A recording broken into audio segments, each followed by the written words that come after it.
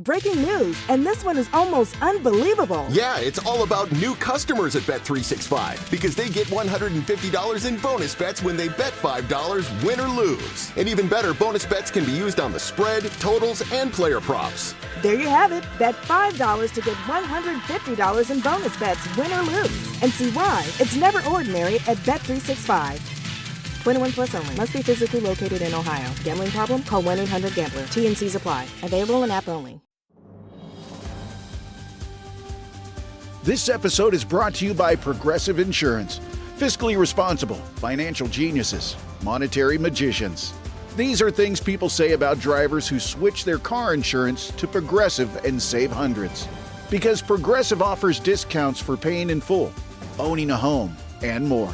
Plus, you can count on their great customer service to help you when you need it, so your dollar goes a long way. Visit Progressive.com to see if you could save on car insurance. Progressive Casualty Insurance Company and Affiliates. Potential savings will vary. Not available in all states or situations.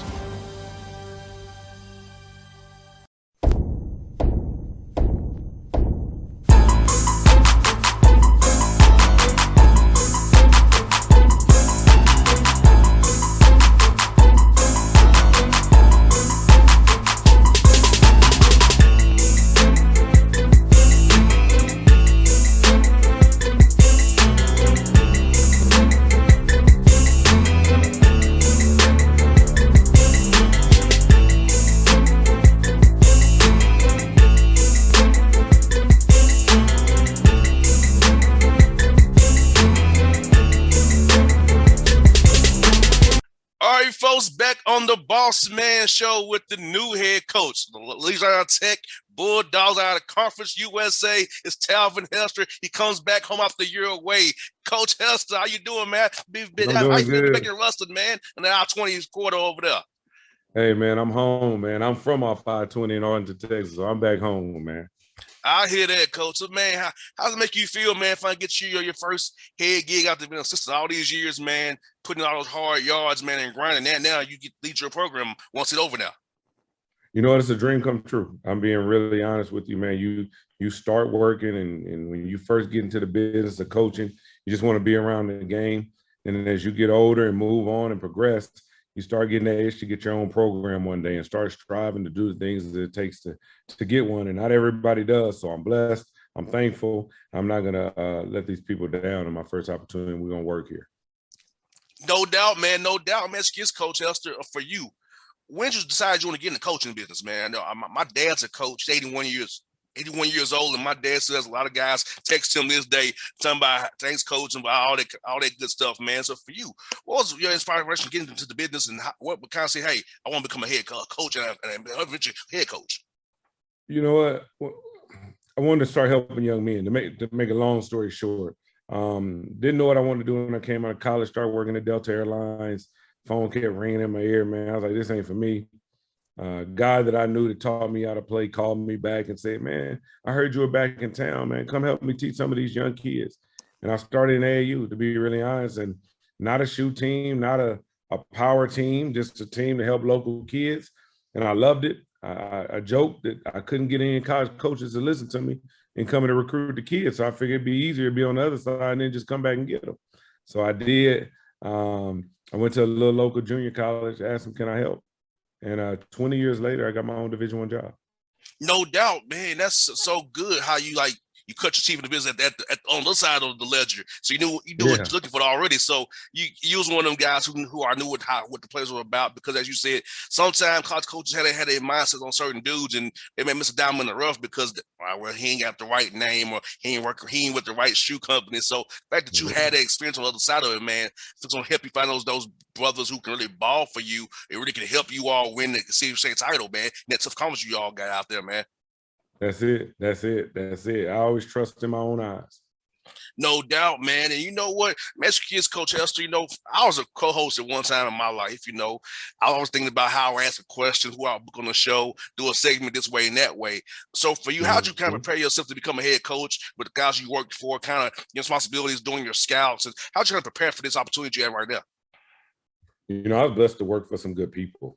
And they didn't do anything but put you in those situations. I mean, from the guy I hired here, Coach McGraw, who was the first coach that gave me opportunity. He's won 4 national championships at junior college.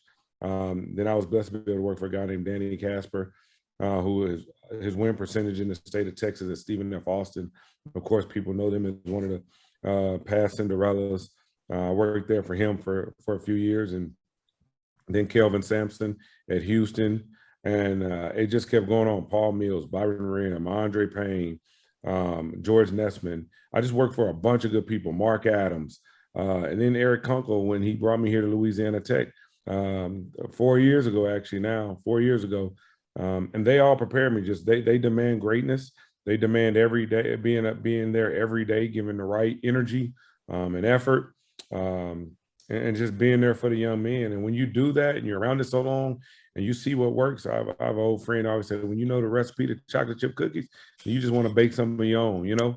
So it's just, it wasn't something I did. It's more so who I was blessed to be able to work for and learn from. And how is it cool knowing a lot of guys on the roster, you recruited them already, and you can keep those guys from going into the portal? So how good is it going to get reactivated the guys who you recruited, who know you personally and who you got big relationships with already? Because as I both know in this business coach, it's rapport relationships is the main thing, how to keep guys on your team and not lead them go in that portal. Right. You know, it's really good because I can concentrate on basketball. And there's a few guys I didn't get to coach, but I actually was part of the recruiting process with them. So pretty much everybody on this team I touched at one point, to be honest. So it makes it a lot easier. I come in, I have a relationship with them. I know some of their strengths and weaknesses. Actually, even the ones I didn't coach, just guilty. You know, you care about the kids that you used to coach. When I be at home, I record every Louisiana Tech game that came on television, and I was at Texas Tech. And in my free time, and I had a few moments, I wouldn't watch live TV. I'll go watch my old players, you know, call them and check on them, make sure they were good, doing what coach wanted, you know, keeping their heads right, just because you build relationships with these people and their families will call me after they watch a Texas Tech game.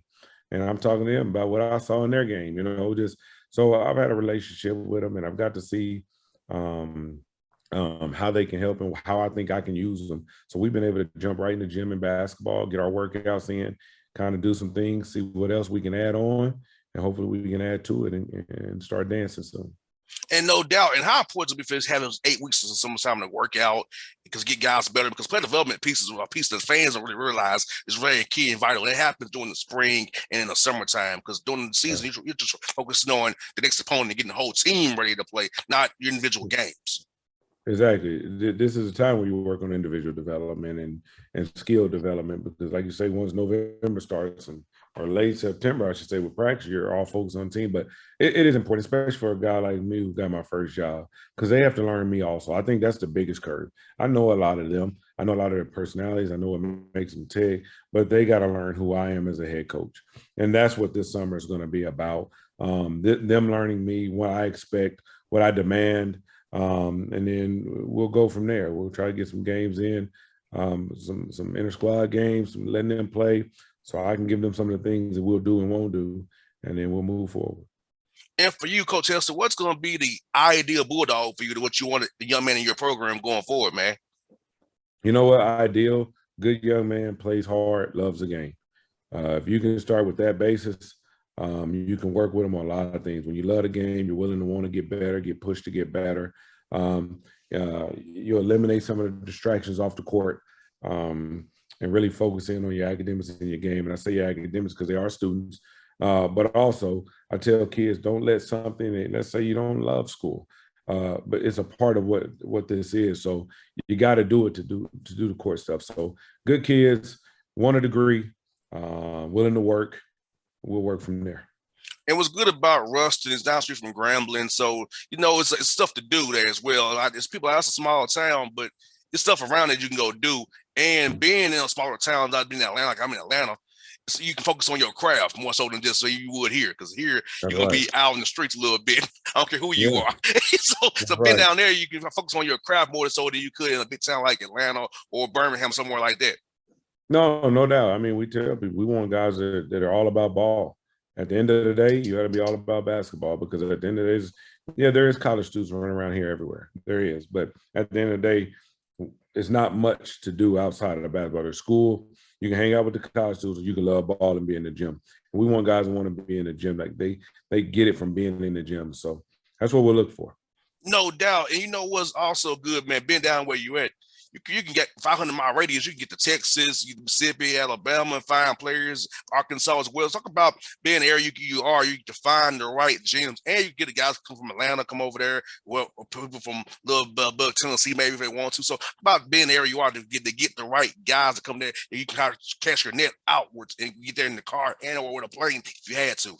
Right. So being in Ruston, Louisiana, we are 5 hours from Dallas, Houston, New Orleans, Memphis, Little Rock, Jackson, Baton Rouge. I don't want to leave many cities out, but there's a bunch of cities in there that got a lot of talent. And we want to cast the net out to all of them. And this school, like you say, then every now and then you can plug one from a little further from in Atlanta. This school has always been good at Florida. Go figure, Has always had really good players like Eric McCree and Jacoby Boyk and the Speedies, like always had really good players from Florida. So if we're really good within our 5 hour radius, and we can pluck a few from outside of there, I think we can continue tradition and build on what's been already established here. And the footprint of Conference USA helps too, because it's in Tennessee, Kentucky, New Mexico State's coming in there. So that's El Paso, Texas there as well, pretty much there. So the footprint of the conference helps you as well, because, you can kind of, just by playing that visibility, knowing who the Bulldogs are, I might want to play for them as well. Exactly. No, exactly. And our footprint is wide. So wide net is in Florida, it's up in Virginia, all the way to the other side of Texas and New Mexico. When we're on the road, we'll wear our stuff proud. We'll play hard, make the people around here happy, and our administration happy. We'll represent the right way, and hopefully some future Bulldogs will take notice. Coach, let's talk about Atlanta and recruiting here. Talk about the players here, the programs here, basketball-wise, and all the talent here in the ATL that you've had to recruit over the years, man, because I feel like there's a lot of coaches come here to find talent. So talk about the talent here and how it's taught here in Atlanta, high school-wise, and then the AAU level. It's so crazy. We talk about I laugh about this. Like when you're in Texas, everybody says, man, I want a guy that can recruit Texas. And then when we're in Louisiana, I want a guy that can really recruit Louisiana. But what's so crazy, when you're in Georgia, really all you need is a guy to recruit Atlanta. Like not a whole thing. You recruit Atlanta and you got enough for everybody, So, I recruited a kid named Mike Griffin years and years ago when I was at Prairie A&M. And man, he was an exciting young dude to watch. That was the first kid I ever kind of went out there to recruit, and wasn't really on a lot of people's radar. He was only about 5'8", but he came to be one of the best players in the SWAC. As a freshman, he was dynamic for us. And after that, I just fell in love with going out there to recruit the area. Haven't done it much lately, but I hired some assistants that have went out that way quite a bit, so we can get out there more. It's right off I-22. We keep talking about the I-20 corridor. It's right off I-20, so we want to take advantage of it. No doubt. And I will tell you this, Coach, guys have told me this off the record that they've got guys from on my show. So I can tell you that for sure. Guys listen to the show. So I'll tell you, West Coast coaches told me, they got some guys from Atlanta listen to my show. They told me, listen to JR's show, and I heard about you, so I came. So the show helps as well, Coach. I'll tell you. Hey, man. I let them know we're going to be out there. Yes, sir. Yes, sir. That Coach. Now, so I know you've been a while, but when you come to Atlanta, we love to eat at when you come to town, Coach. We love to eat at when you come to the city. Well, I got family there. My favorite is Mary Mac's Tea Room. Yes, I always sir. go to Mary Mac's when I come in town, man. I try to do that. But I got family out in like Ellenwood and Decatur and up in Snellville. So I get out there quite a bit to see them. But yeah, Mary Mac's is my go-to when I come in town, man. Coach, when we come to, I'm gonna take off air. You gotta come to see. I live really this. I live in Stockbridge. I ain't that far from Ellenwood. I'm not that far from 675. I'm really in Stockbridge, so that's why I'm off exit 1 off 675. Yeah. So I'm right there where your people at, man. Yeah. So we got to get up for sure, man. We definitely got to get up. I hit you when I'm that way, man. Yeah, my aunt lives out that way. My little cousin. Well, I call them little, but we all grown now, but. They all live out that way, so I'm pretty excited about being able to go out there, not only recruit, but to see my family a little more. No doubt. And I got one more for you, Coach. Non-conference play, man. That's something that's very important for new head coaches, getting your own schedule done. I know this year's probably already done for you, but when you get to handle your own schedule, man, you're gonna be how do you want to see yourself approaching that to make sure you guys are ready for that tough CUSA play, man? Yeah, we're going to challenge ourselves in the non-conference. We're going to challenge ourselves in the non-conference. We want to also give our fans enough home games so they can see us. Man, we got a great home court advantage here. So we'll schedule tough. We'll schedule to be prepared for our conference opponents, and then, like I say, when Conference USA starts, it's a dogfight every night. No doubt. I'm gonna make sure I see you in Middle Tennessee. That's probably closest one to me is Middle Tennessee. Unless Charlotte, Charlotte, y'all call that they left. Charlotte, if I'm not mistaken, they'll still be there next year. Okay, yeah. I know I usually can catch you all either at over Charlotte there. Or Middle 10. Yeah. Yep. So yeah, it's Middle 10 or UAB as well. I think if let's say they ain't leaving. UAB, yeah, that's another one. But stay tuned. Like I said, we aren't finished with our schedule yet. Who knows? We might be out that way a little closer. No doubt. Well, Coach Hester, man, good to catch you with you the first time, man. And do us again real soon. We gotta hang out when it comes to the A, man. We gotta hang out for real, man. Let's do it. We're gonna do that, and then, like I say, first stop though, Mary Max. Hey, I'm with it 100%. All right, man. Appreciate it, Coach. Appreciate you.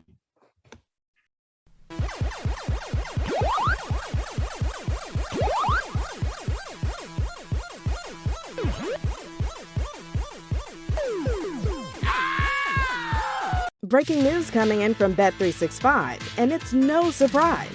Same game parlay from Bet365 just keeps getting better. Well, it's even easier to make a bet. Choose from the most popular markets like hits, run line, totals, and home runs. So many to choose from. Download the app, start building your bet, and see why it's never ordinary at Bet365. Gambling problem? Call 1-800-GAMBLER. 21 plus only. Must be physically located in Ohio. T&Cs apply. If your job at a healthcare facility includes disinfecting against viruses, you know prevention is the best medicine. And maintaining healthy spaces starts with a healthy cleaning routine. Grainger's world-class supply chain helps ensure you have the quality products you need when you need them. From disinfectants and cleaning supplies to personal protective equipment, so you can help deliver a clean bill of health. Call 1-800-GRAINGER, click Grainger.com, or just stop by. Grainger, for the ones who get it done.